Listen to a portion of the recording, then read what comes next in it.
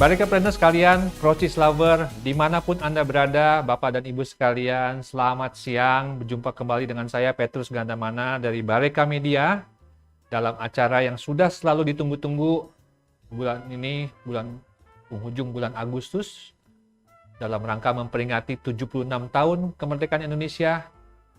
Procis dan Bareka menampilkan webinar yang spesial, karena narasumbernya akan memberikan banyak sekali inspirasi, sekaligus juga informasi yang penting bagi Anda.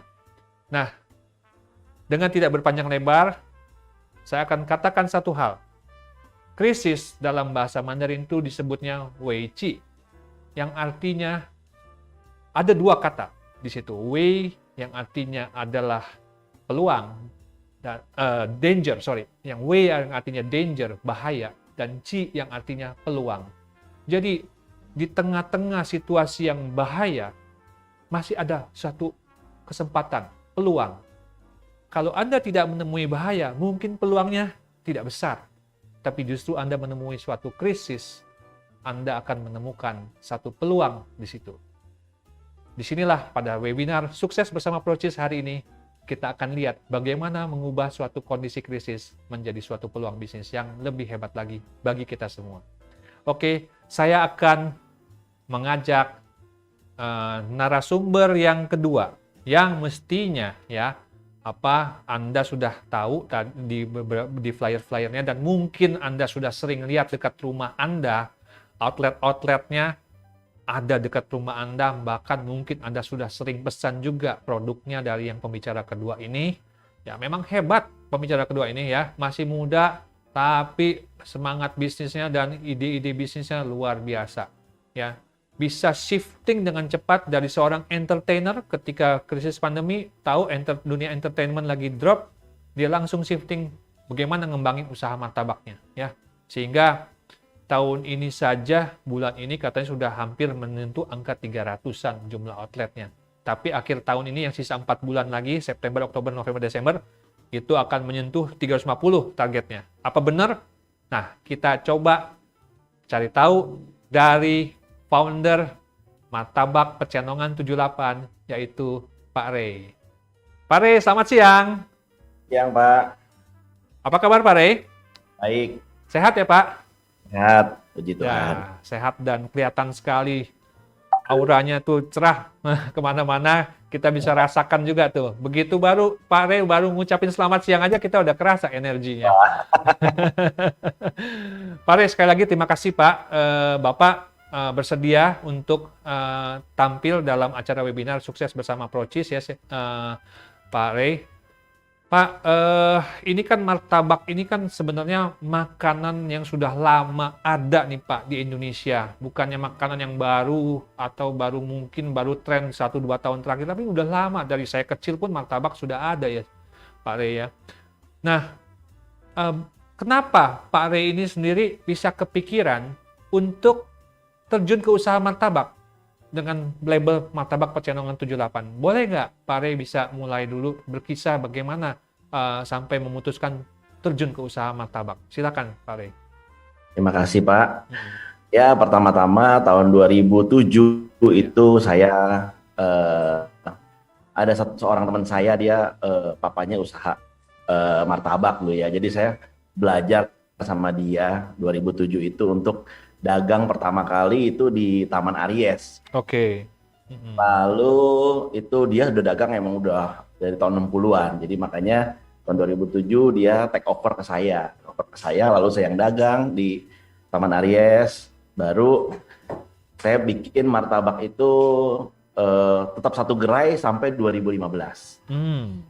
Lalu saya lihat kayaknya kalau martabak itu ya dikonsumsi oleh seluruh rakyat Indonesia lah, dari agama apapun, dari suku apapun, tidak mengenal dia siapa, dia orang menengah, orang tua muda, orang atas bawah, semua pasti makan. Jadi untuk memasarkannya menurut saya lebih mudah gitu. Baru saya expand tuh di 2015, kita udah buka berapa cabang.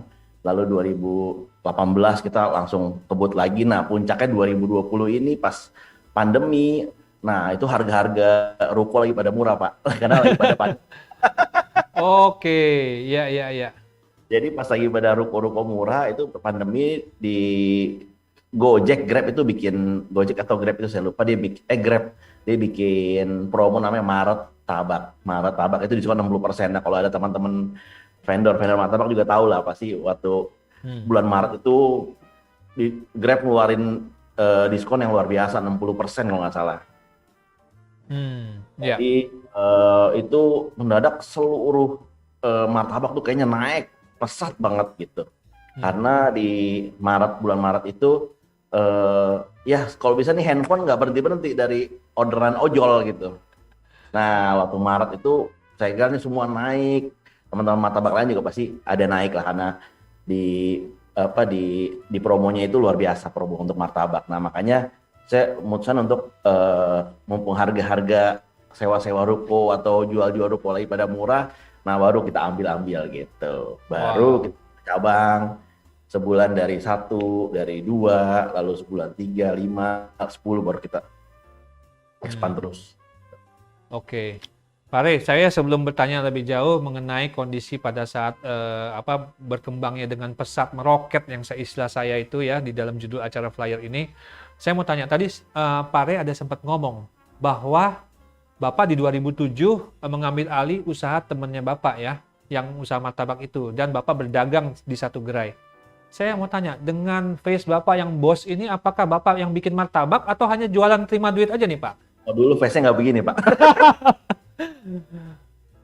Dulu saya, waduh, emang demen di jalanan, jadi saya bener-bener dulu juga sempat bantuin om saya di percetakan, antar-antar barang, lalu juga saya juga ya temenin jualan susu kacang, nitip-nitip ke tukang-tukang martabak. Jadi saya emang di jalan tuh emang udah benar-benar udah lama lah gitu, dari muda emang demennya di jalan. Jadi waktu 2007 itu emang saya nggak malu. Saya waktu lulus SMA itu saya nggak kuliah karena saya juga pengennya ya udah usaha aja lah. Soalnya teman saya beberapa yang kuliah ya gitu-gitu aja waktu itu gitu.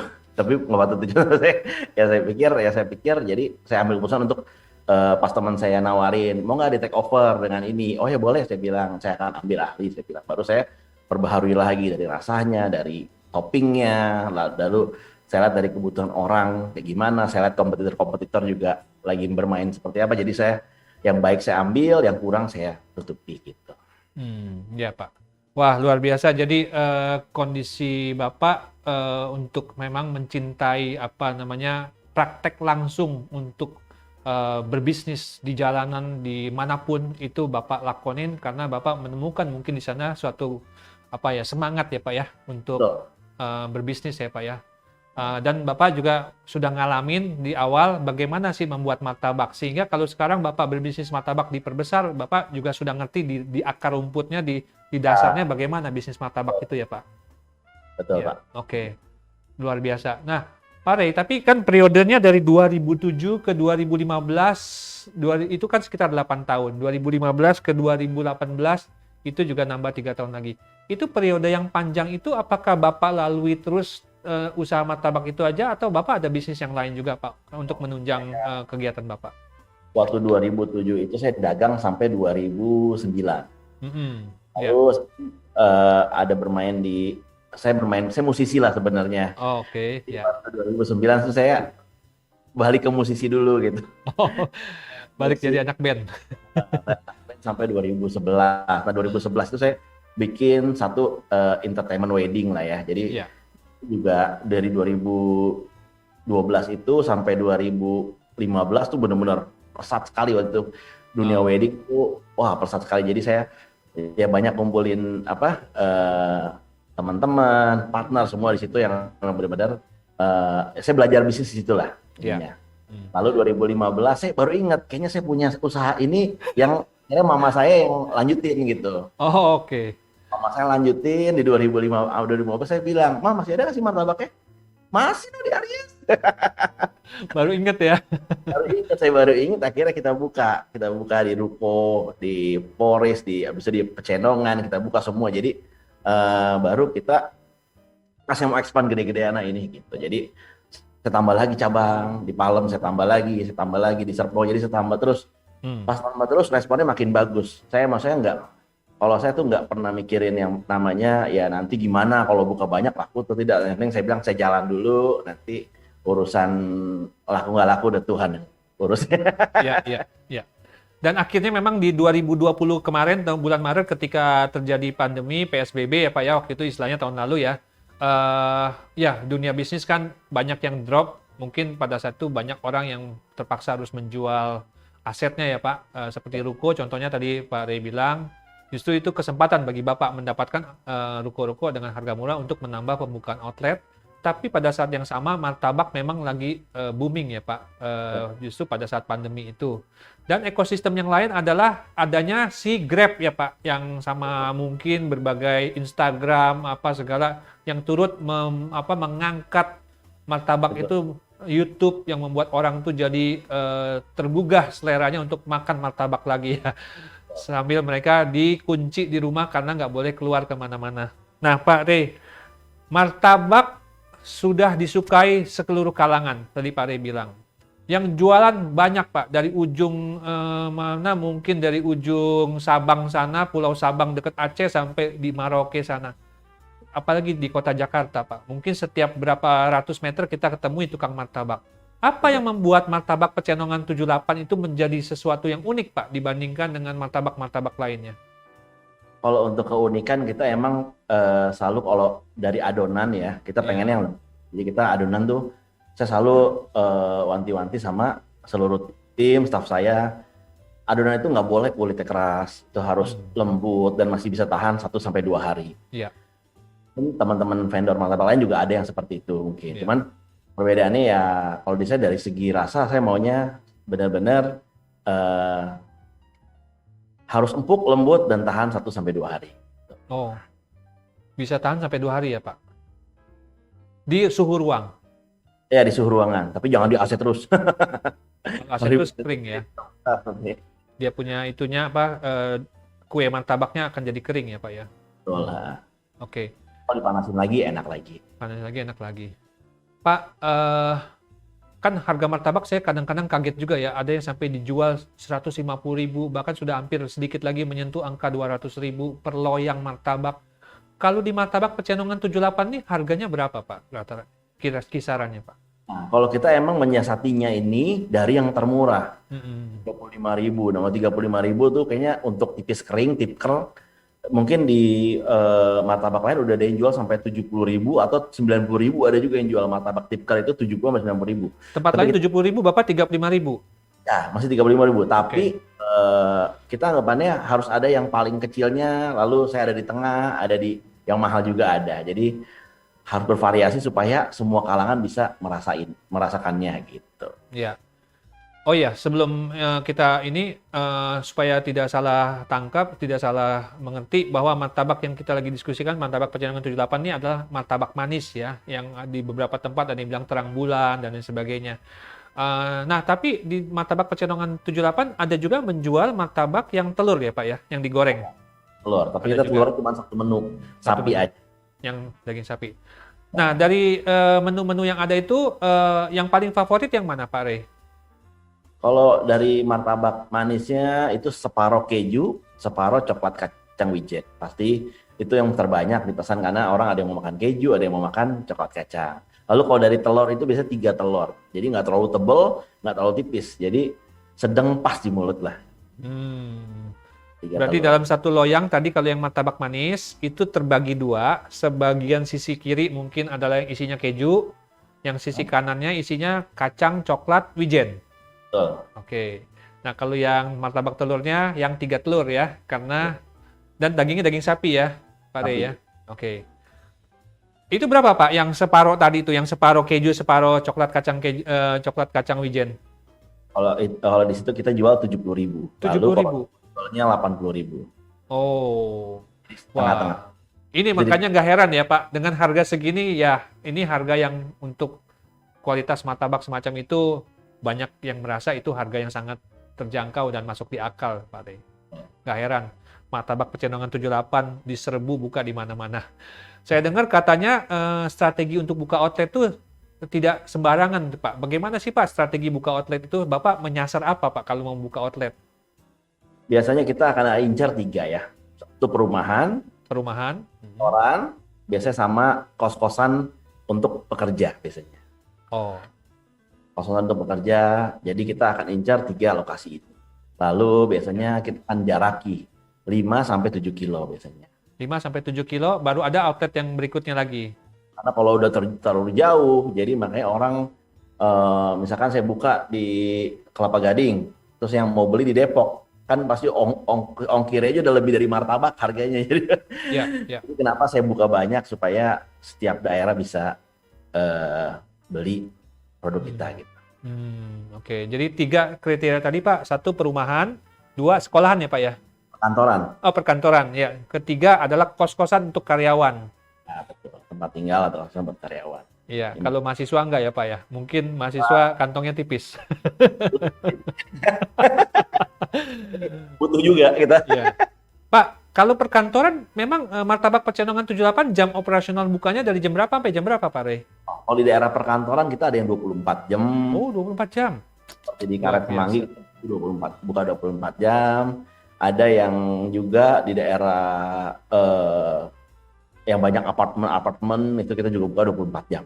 Biasanya apartemen tuh yang buka padat sekali di daerah Jakarta Pusat atau Jakarta Selatan. Biasanya orang yang pulangnya kan malam. Ya. Jadi itu jam 1 jam 2 pagi juga banyak yang order. Jadi saya ada beberapa siasati kalau yang banyak gedung-gedung tinggi itu 24 jam. Tapi kalau perumahan kita jam 1 sampai jam 11 sudah tutup.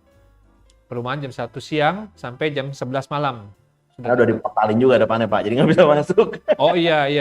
Apalagi di masa pandemi kalau PPKM atau PSBB lebih ketat ya Pak ya untuk itu orang supaya tidak terlalu banyak hilir mudik lagi di malam hari ya Pak. Pak, Bapak membuka outlet itu kan ada suatu target tuh. Apa yang menjadi dasar menetapkan target itu Pak? Kenapa Bapak bilang saya ingin buka 5 sampai 10 outlet per bulan, bahkan di bulan Agustus ini sampai mencapai 20 outlet yang dibuka. Itu dasarnya pemikirannya apa Pak Rey? Saya selalu percaya sama momen ya. Jadi kalau ini momennya tepat, lagi pandemi orang di rumah, jadi orang juga banyakkan search ojol. Jadi kadang kalau saya survei teman-teman saya tuh banyak yang mau Gojek apa ya, mau Grab apa ya gitu. Jadi saya pikir ini momennya yang tepat sekali untuk buka usaha makanan yang emang bisa dibeli dari ojek online gitu. Jadi saya pikir ya saya benar-benar kebut sampai terus dari PSBB, PPKM sampai Desember ini harus penuh di Indonesia ini. Oke, jadi momen ini jangan sampai nanti Lewat. sudah reda, Bapak baru ekspansi besar-besaran ya. Udah lewat ya Pak ya. Lewat. Mudah atau susah Pak untuk membuka satu outlet itu? Kira-kira berapa lama waktu yang dibutuhkan untuk membuka satu outlet Pak Rey? Membutuhkan waktu cuma 1 minggu ya. 1 minggu saja? Oh. 1 minggu itu untuk neon box dan etalasenya, karena itu setiap medannya berbeda-beda. Ada yang di gerainya di depan pinggir jalan harus pakai kontainer, ada yang juga di ruko, ada yang juga di kios, ada juga beberapa yang di food court. Jadi karena medannya berbeda-beda, kita tetapkan 1 sampai 2 minggu. Oke, ya. Jadi secara waktu nggak perlu berbulan-bulan ya Pak ya untuk buka satu outlet itu ya? Oh, Nggak perlu. Pak, tadi kan Bapak bilang sekarang ini banyak sekali terbantu penjualan dari Martabak Pecenongan 78 dengan adanya kehadiran ojek online ya Pak ya. Para pengemudi yang membeli mewakili para pembelinya, ngambilin kemudian nganterin ke rumah pembelinya. Dengan demikian Pak, sekarang ini kriteria tempat membuka outlet itu tidak perlu lagi seperti dulu harus nyari tempat yang parkirnya mobilnya banyak atau apa, nggak perlu lagi ya Pak ya?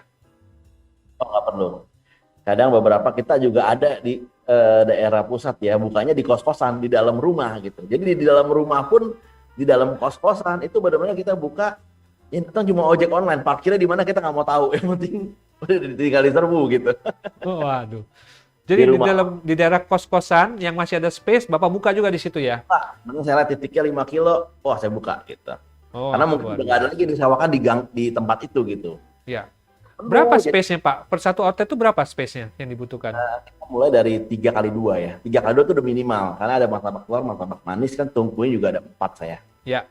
Jadi 3 kali 2 tuh udah minimal banget, Pak. Jadi Oke. kalau saya lihat di kos-kosan ada yang kos-kosannya maksudnya ngadep ke jalan gitu ya, maksudnya Ya. udah bisa disewain dengan ukuran 3 kali 2. Kalau emang titiknya udah nggak ada lagi, tinggal itu doang saya tetap ambil. Nah, terbukti penjual ojolnya juga bagus. Mungkin untuk tunainya nggak ada, kadang suka nol tunainya. Tapi ojeknya bisa wah sampai 100% gitu. Oh, oke, ya ya. Nah, kalau Pembe- dari orang di rumah hanya melihat gambar. Jadi makanya untuk di Gojek itu sama Grab orang cuma melihat kan gambar gitu. Hmm. Oke, jadi Jadi sangat mengandalkan pada aplikasi nih Pak ya. ya itu 70% lah. 70% mengandalkan aplikasi, 30% yang memang incoming visitor Pak ya, yang pengunjung Tuh. yang datang. Oh, oke. Ya ya Pak.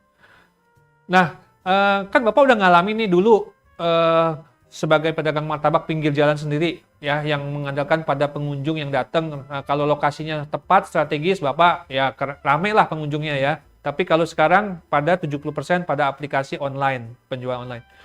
Itu kenaikan omsetnya kira-kira berapa persen, Pak? Kalau boleh tahu naik Kalau omsetnya. dari nggak pakai ojol sama pakai ojol ya. Iya, iya. Dulu kita sebenarnya hampir nggak pakai ojol waktu 2015 itu karena kita lihat potongannya lumayan. Hmm.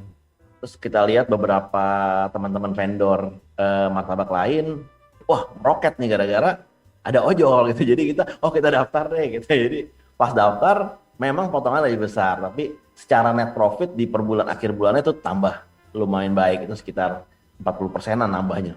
Net profitnya bagus ya, Pak ya? Karena profitnya bagus. Oke, karena operational cost-nya mungkin menurun ya, Pak ya?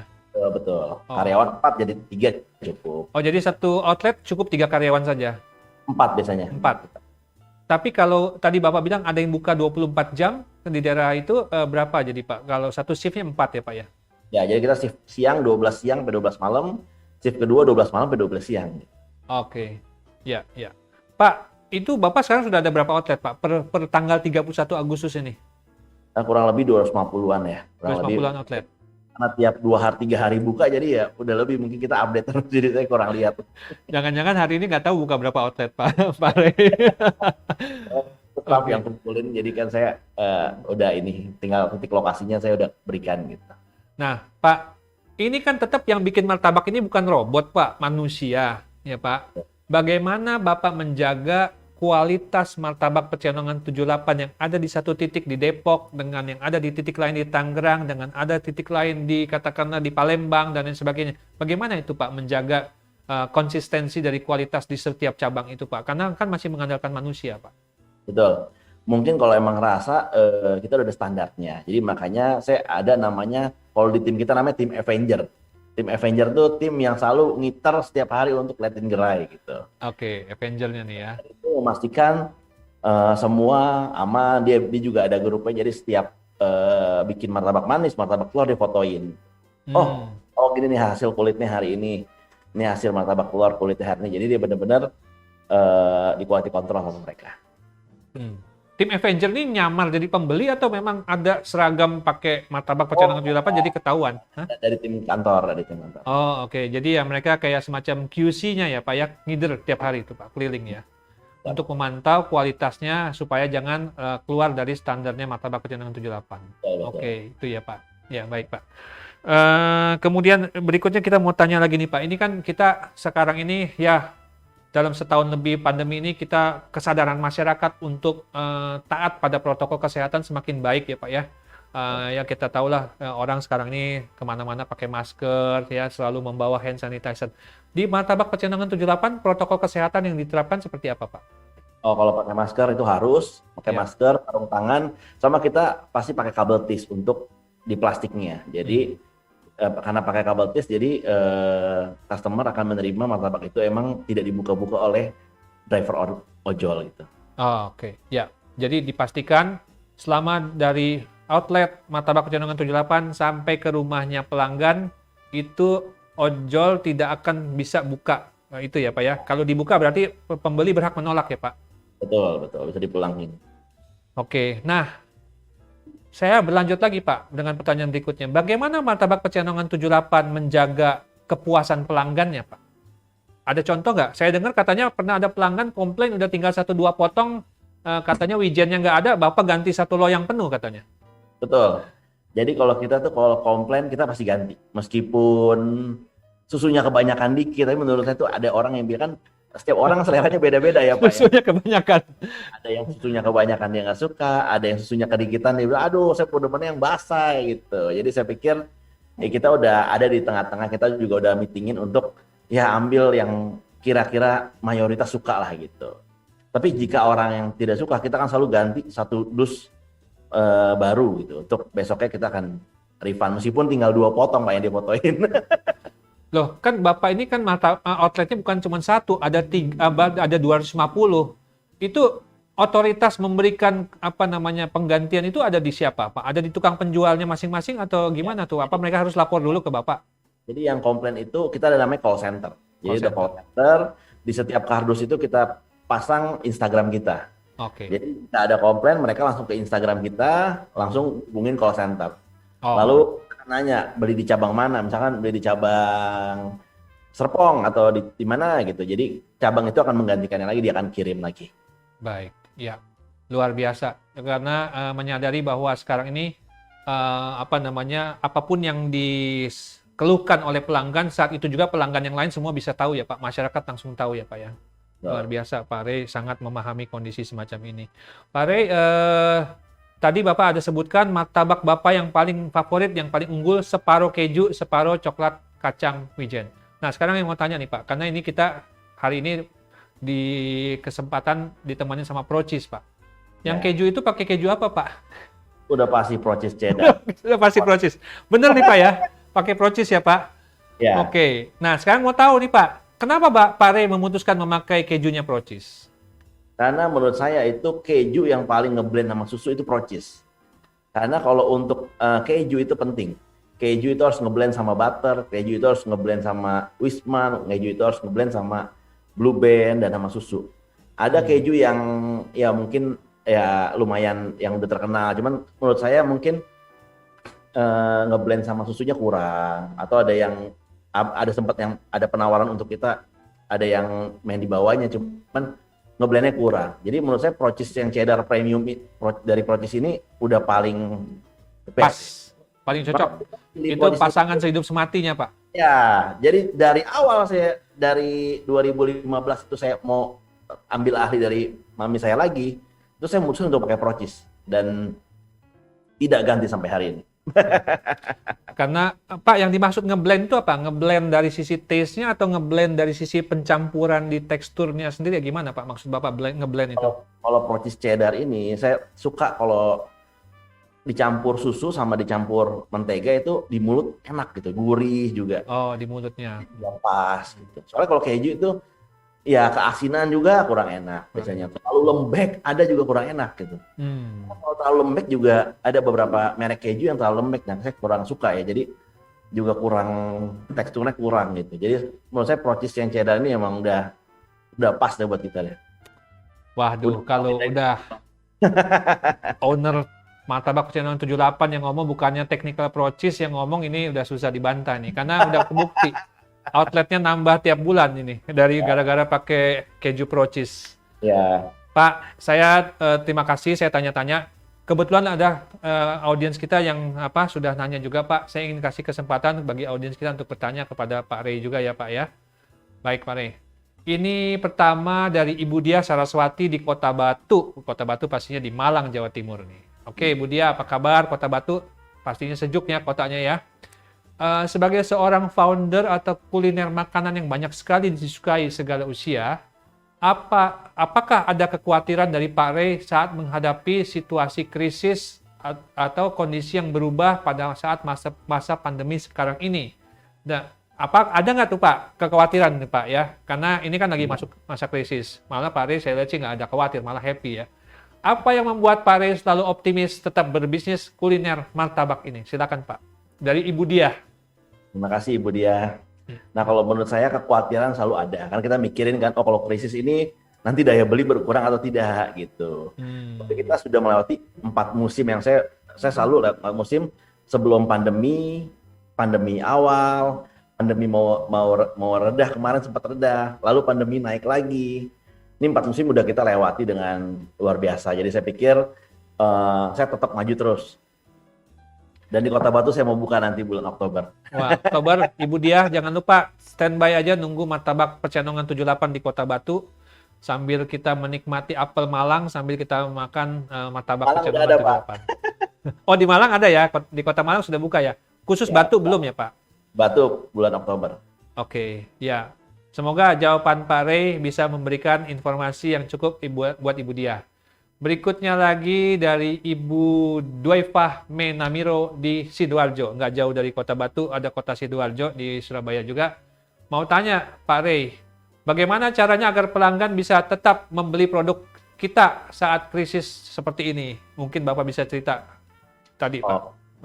Ya itu makanya saya selalu meragami banyak harganya gitu, dari yang murah, yang sedang, dan yang lumayan premium. Nah, lalu untuk gimana supaya orang juga mau beli, saya akan mengingatkan lagi. Biasanya dari Instagram, biasanya saya juga sudah ingatkan di Sidoarjo, kita paid promote di Sidoarjo supaya orang yang megang Instagram di daerah Sidoarjo, oh muncul nih promote dari kita gitu. Jadi ingat lagi untuk beli martabak gitu. Lalu ya pokoknya pertama dari harga yang bervariasi, yang kedua dari paid promote Instagram saya selalu ingatin supaya orang beli lagi gitu. Jadi selalu tetap menyapa audiens, pelanggan dan lain sebagainya dengan melakukan kegiatan promosi-promosi ya Pak Ray ya. Dan rasanya kualitasnya harus dijaga, itu yang paling penting. Kualitas terus jaga. Jadi promosi boleh tetap berjalan tapi kualitas jangan dikorbankan. Betul. Kalau enggak pelanggan lari ya Pak Ray. Masih lanjut lagi dari Bu Dwaifah, dia nanya lagi Pak. Kalau akhirnya memang bisnisnya harus tutup ya Pak, kepaksa nih harus tutup atau gulung tikar lah ya. Kira-kira langkah apa yang harus diambil? Kalau kita sih ya puji Tuhan belum pernah gulung tikar, jadi kayak emang selalu ada plan B dari saya ya. Ya. Kalau plan B biasanya kita kalau emang di daerah itu nggak jalan, kita akan pindah lokasi dulu yang pertama. Kita akan cari lokasi yang emang kira-kira bagus untuk daya beli masyarakatnya cukup baik.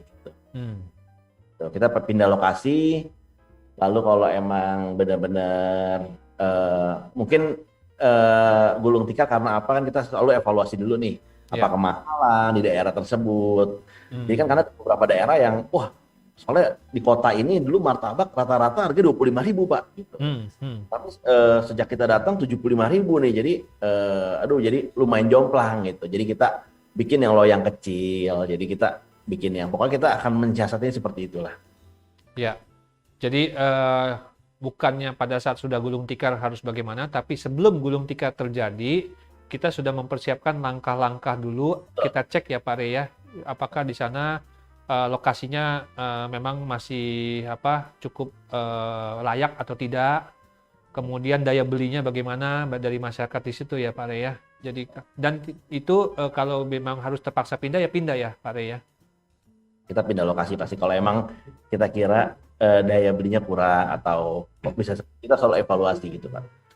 Pak Ray, ini kan tadi satu cabang kira-kira perlu sekitar 4 karyawan. Kalau nanti akan Bapak buka katakanlah 300 dulu yang supaya saya hitungnya mudah, 4 kali 300 itu ada 1.200 orang Pak yang kerja di Martabak Pecenongan 78. Itu gimana Pak ngerekrut mereka supaya Bapak pastikan juga bahwa mereka itu punya hati ngelayanin pelanggan seperti Pak Ray sendiri. Gimana Pak? Kalau saya pasti ada pelatihannya, kita ada pelatihannya, lalu kita juga ada trainingnya. Yang sudah jadi kita udah menabur banyak dulu nih untuk bulan-bulan awal gitu. Jadi untuk melatih mereka tetap kita gaji, kita kasih uang makan, kita kasih tempat tinggal, kita tampung dulu, baru nanti kalau buka udah ready jadinya. Jadi nggak pas buka langsung nyari gitu, bahkan enggak. Jadi kita emang sudah benar-benar ditampung dulu supaya juga attitude-nya juga baik. Oh, jadi Bapak ada semacam pusat pelatihan ya Pak ya, training center ya Pak. Itu tiap bulan rekrut terus Pak orang itu Pak? Tiap hari Pak. Tiap hari rekrut? Hari terus Pak. Oke. Dan yang direkrut itu dilatih selama berapa lama Pak? Tadi Bapak bilang digaji, dilatih supaya itu 1 bulan Pak. 1 bulan. Mereka ada ditandemin nggak Pak? Ditumpangin dulu ke satu outlet untuk belajar di outlet atau gimana Pak? Jadi ada juga ya? Buku kedua kita langsung taruh di outlet. Ya, ya. Oke, berarti dalam mempersiapkan sumber daya manusia pun untuk Anda bisa berhasil, ingat audiens, Anda juga harus mempersiapkan sumber daya tersebut untuk dilatih. Tidak hanya sekedar direkrut kemudian langsung kerja. Kalau enggak, ya akan berantakan dalam melayani pelanggannya. Itu yang Betul. diterapkan oleh Pak Ray. Jadi nanti bulan berikutnya setelah siap, mereka langsung dilepas di outlet ya Pak ya. Nah, mereka ditempatkan di outlet mana itu gimana Pak Ray? Apakah yang dekat dengan rumahnya atau gimana Pak? Dengan rumah si pekerja maksud saya. Oh, biasanya kita yang jauh, Pak. Kalau yang dekat sering pulang. Jadi kita cari yang Justru yang tambah jauh ya Pak ya? Maksudnya jauh itu ya dalam kisaran berapa kilometer kira-kira Pak Ray? kalau jauh biasanya kita selalu mencari yang beda kota, Pak. Beda kota. Jadi dia ngekos dong Pak? Iya, jadi kita emang udah ada mes. Jadi setiap outlet kita selalu ada mesnya.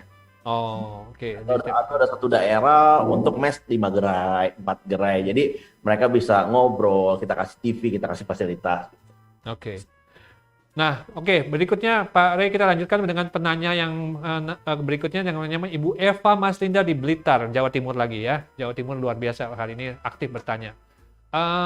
Pertanyaan yang kedua dulu yang saya mau tanyakan. Tips apa yang bisa kami terapkan untuk menyajikan sesuatu yang baru dari produk yang sudah ada sebelumnya, contohnya seperti martabak, hingga benar-benar ada inovasi dengan produk yang bisa viral seperti martabak Pecenongan 78. Nah, ini mungkin sharing Pak Ray. Silakan Pak Ray.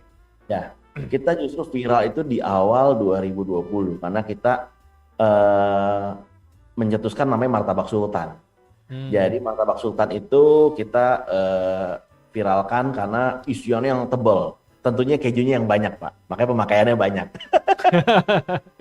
Itu yang bikin Procis happy juga.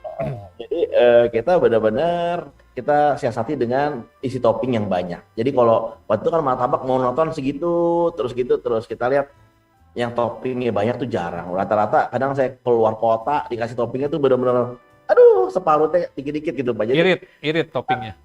mau makan adonan doang kita gitu. Padahal kita kan mau beli martabak keju, kita maunya makan kejunya enak gitu. Jadi kita saat dengan waktu saya bikin satu menu lagi, martabak sultan, emang yang isinya tebel, isi toppingnya tebel. Jadi lah itu viral di situ. Pas viral barulah orang jadi, wah saya ingat lagi mau makan martabak ini gitu. Berapa harga martabak sultan, Pak? 135 sampai 160.000, Pak. Oke, even yang sultan aja 135.000 sampai 160.000 itu pun masih sebenarnya cukup terjangkau ya Pak ya, dengan mempertimbangkan katanya kejunya itu sampai full tebal sekali itu Pak di satu martabaknya ya. Tuh, bisa sampai wah berapa 3 balok, Pak. 3 balok. Wah, luar biasa. Oke. Itu benar-benar sultan Pak, sultan keterlaluan itu Pak kalau sampai 3 balok kejunya. Pak, masih bertanya dari Bu Eva Maslinda lagi. Bagaimana sih produk yang sederhana, bisa membuat produknya sederhana, kreatif, dan punya daya saing tinggi, lalu bisa meroket saat pandemi dengan kualitas yang bagus. Tapi sementara di sisi lain kita harus menekan budget. Karena kan kalau saat ini sudah serba digital, konsumen dengan mudah komplain kemana-mana. Itu gimana tuh Pak? Mau bagus kualitasnya, tapi kita juga pada saat yang sama kita harus efisiensi Pak. Kalau menurut saya itu yang nggak bisa ditawar adalah rasa. Jadi rasa itu memang harus yang utama lah. Gitu. Yeah. Rasa utama.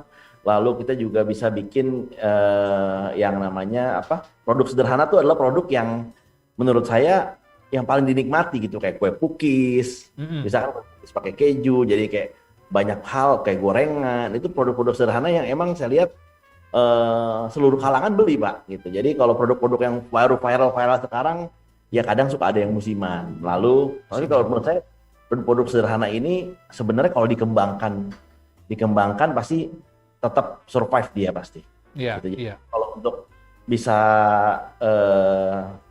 survive dan meroket saya kira harus ada inovasi baru paling. Tapi ya seputar gimana kita bisa memviralkan produk kita dan percaya diri gitu. Itu yang penting.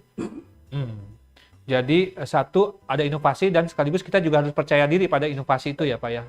Jangan kitanya ragu-ragu juga pada inovasi itu. Oke, ya seperti Bapak dengan inovasi martabak sultan itu pede aja Pak ya pakai 3 balok keju ya.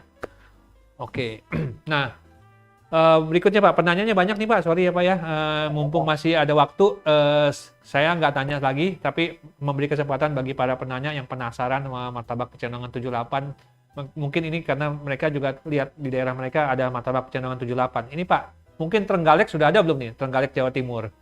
Trenggalek, wah, Bel- belum. Belum ya. Nah, mungkin nanti buka nih Pak. Dari Pak Rizky atau ya Pak Rizky saya rasa, atau Ibu Rizky Apriliana. Pertanyaannya, oke, salam kenal dengan saya Petrus ya. Ingin mau tanya tapi kepada Pak Ray. Oke, bagaimana Pak strategi pemasaran secara offline dan secara online agar supaya omsetnya tinggi? Silakan Pak Ray.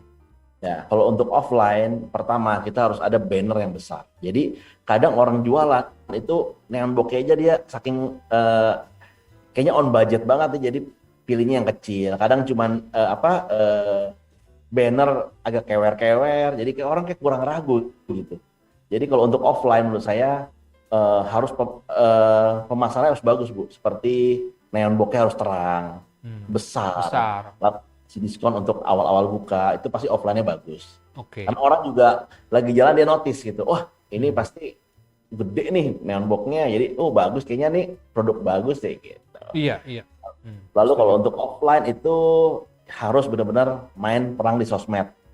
Karena sosial media kan juga banyak, yang jualan bukan satu. Jadi kita benar-benar harus gimana kita memilih gambar foto itu dengan baik. Jadi kita beberapa, kalau saya dulu ya, jadi kayak banner Grab, Gojek itu saya penting banget tuh.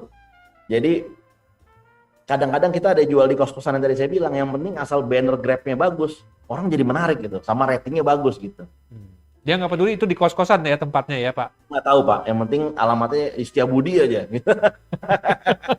Oh bagus Setiabudi nih. Daerah elit. Iya. Ya. Oke, jadi Bu Rizky Apriliana tadi sudah clear kalau offline bikin banner di pinggir jalan yang besar, menarik, yang bikin orang juga percaya sama tempat jualan martabak itu ya, Pak Rey ya. Dan memang yang ditawarkan dalam banner itu juga harus membuat mereka tertarik. Tapi kalau online, kita harus perhatikan tampilan-tampilan yang foto-foto produk yang muncul di media sosial kita ya Pak. Jangan sekedarnya aja. Karena supaya juga sama, itu timbul juga rasa kepercayaan dari konsumen terhadap produk kita ya. Berikutnya adalah pertanyaan dari Ibu Elsa Meliani. Saya pecinta martabak Pecenongan 78 dari daerah Gading Serpong. Nah ini cukup dekat. Yang lain tadi jauh-jauh di Jawa Timur, nah sekarang ini dari Gading Serpong. Beruntung sekali rasanya saya dapat mengikuti webinar hari ini karena ada Pak Ray dengan ownernya martabak Pecenongan 78. Rupanya dia fans Bapak nih Pak, dengan martabaknya Bapak. Saya penasaran, apa hal yang telah Pak Ray lakukan dalam mengelola bisnis untuk meminimalkan kerugian, meminimalkan resiko mungkin ya, dan strategi apa yang membuat Pak Ray produknya lebih unggul dari sekian kompetitor? Tadi sudah sempat disampaikan juga, tapi silakan Pak Ray sampaikan lagi. Dan apakah semua ide itu keluar dari Pak Ray aja atau ada tim Bapak yang juga memberikan masukan? Silakan Pak Ray. Ya. Kalau untuk ide, saya emang saya pasti akan selalu ngomong di grup kita, salah namanya ada grup partner, kita akan beberapa dari keluarga, saya akan bilang, oh saya mau luncurin menu ini nih gitu. Jadi saya akan benar-benar berinovasi terus untuk meluncurkan satu produk-produk yang terbaik. Nah untuk banyaknya kompetitor-kompetitor kita, misalkan di Gading Serpong kan sangat banyak sekali kan martabak, jadi saya pikir perang martabak di Gading Serpong. Ya banyak. Jadi saya menyiasati dengan satu, yang pertama itu saya harus lebih dekat dari perumahan. Jadi setiap titik perumahan di Gading Serpong saya ada. Mungkin tempat lain di Gading Serpong hanya ada 1 atau 2. Nah kita ada sekitar 7 Pak. 7 di Gading Serpong aja? Di Gading Serpong 7, jadi itu kita di The Icon ada, di Springs ada, di Gading Serpong Boulevard ada, di kanan kiri semua ada kita. Di Residence ada, banyak. Jadi kita semuanya kita siasati dengan yang penting titiknya dekat dengan ojol rumahnya. Jadi ongkirnya lebih murah pasti. Iya. Ongkir lebih murah pasti akan dia pilih ongkir yang murah daripada dia mau martabak A yang ongkirnya 35.000. Kita ongkirnya cuma 3.000 misalkan. Wah, kayaknya kita pilih ongkir 3.000 aja gitu. Gitu. Lalu ya rasa harus kita benar-benar kadang saya masih beliin teman-teman vendor martabak lain untuk saya cobain gitu. Saya review lagi supaya ya apa sih yang kurang kita perbaiki lagi gitu. Ya. bisa Tetap beda dengan Bapak terbuka juga ya dengan apa yang kompetitor lakukan, Bapak juga mau jadikan itu sebagai bahan masukan buat Bapak ya. betul betul. Pasti saya hampir setiap hari kali makan martabak, tapi martabak orang lain. Iya, Pak. Pak, kalau meminimalkan resiko, Bapak melakukan apa? Tadi ada pertanyaannya dari Bu Elsa juga. Oh, coba ulang resiko apa maksudnya? Bagaimana meminimalkan resiko untuk supaya dalam pengelolaan bisnis ini tidak sampai timbul resiko yang terlalu besar lah. Katakan kalau Bapak tadi ekspansif gitu ya, mungkin Bapak memang sudah pikirkan karena itu adalah kondisinya mengurangi biaya ongkir ya Pak ya. Tapi mungkin apakah ada risiko? Karena Bapak tadi kan Gading Serpong tuh ada 7, Pak. Padahal Bapak bilang jarak setiap 5 kilometer ada satu martabak Pecenongan 78. Gimana, Pak? Jadi kalau menurut saya setiap resiko pasti ada. Ya, namanya bisnis ya, Pak ya. Makanya dari segi harga kita akan cari yang kira-kira kalau jualannya cuma 10 loyang ini udah untung belum gitu. Jadi kita benar-benar kita harus dari harga kita jangan sampai adu murah sama orang, tapi adu kualitas lah. Kualitas dan jangan adu murah. Karena kalau adu murah kita yang beli lagi sepi di hari itu, wah kita bakal keteteran Pak. Jadi makanya saya akan dari segi harga pun saya memainkan dengan baik. Lalu dari segi karyawan, kalau emang outletnya baru-baru buka, kita pakai karyawan yang uang makannya dan gajinya jangan terlalu besar. Lalu dari kualitas pun dijaga. Dulu malah zaman dulu awal-awal buka saya selalu awal-awal buka ya, masuk brand kita belum besar gitu ya. Iya. Jadi setiap perumahan itu kita selalu bikin tempelan kulkas Pak. Tempelan kulkas. Kulkas yang mini. Magnet, ada magnetnya. Ya, ada magnetnya. Jadi setiap orang beli martabak saya kasih tempelan kulkas. Jadi setiap dia buka kulkas, lihat kulkas pasti dia ingat martabak kita gitu. Iya Pak. Oke. Pak Rey, katanya sudah ada 700 orang yang ngantri mau punya dapatkan franchise-nya Martabak Pecenongan 78. Benar ya Pak ya? Tuh, 700 lebih. 700 lebih malah ya. Apa kriteria Bapak memilih mitra franchisee? Jadi kalau franchise itu kita sistemnya kan selalu kalau saya berpartner. Jadi kebanyakan kita perusahaan kita yang pegang. Jadi sistem franchise hanya investor aja. Untuk dapat sekian persen dari kita, lalu kita akan pilih. Maksudnya biasanya kita akan pilih orang-orang yang kita kenal dulu Pak. Jadi kita dari seginya bawel tidak nih, maksudnya dari segi asik nggak diajak berpartner, itu yang menjadi pilihan utama saya. Gitu. Itu strategi Bapak untuk meminimalkan resiko bisnis juga ya Pak ya? Betul. Oke, baik.